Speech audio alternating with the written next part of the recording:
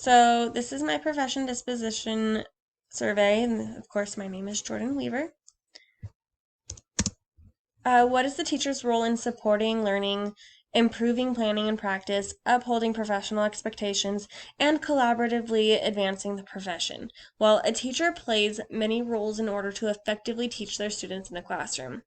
A teacher's role in supporting learning is to keep the students actively learning as much as possible, ensuring that the student feels safe, included, and not left out in the classroom.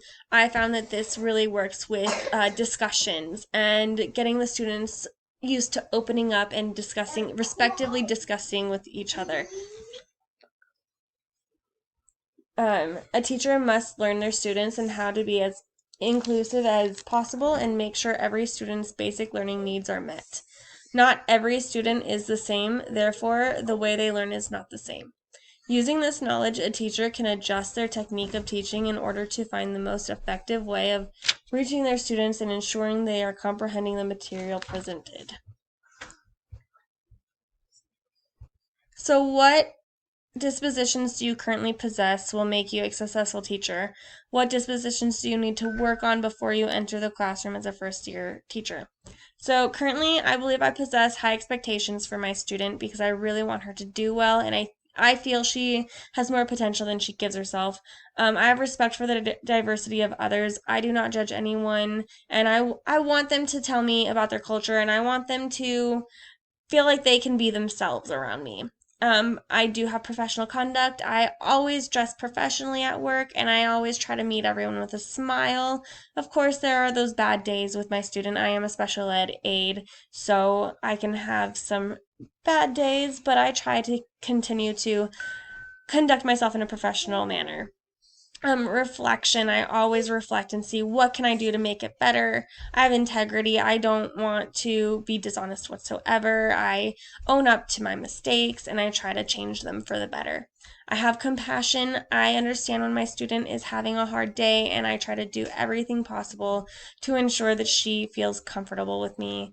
Advocacy and dedication. I really am dedicated to my work and I am dedicated to being a teacher. I need to work on curiosity, of course. Currently, I am a special ed teacher. I am not interested in a lot of the things she does because I am a history major and I want to teach history, but I'm doing my best to continue to keep her interested.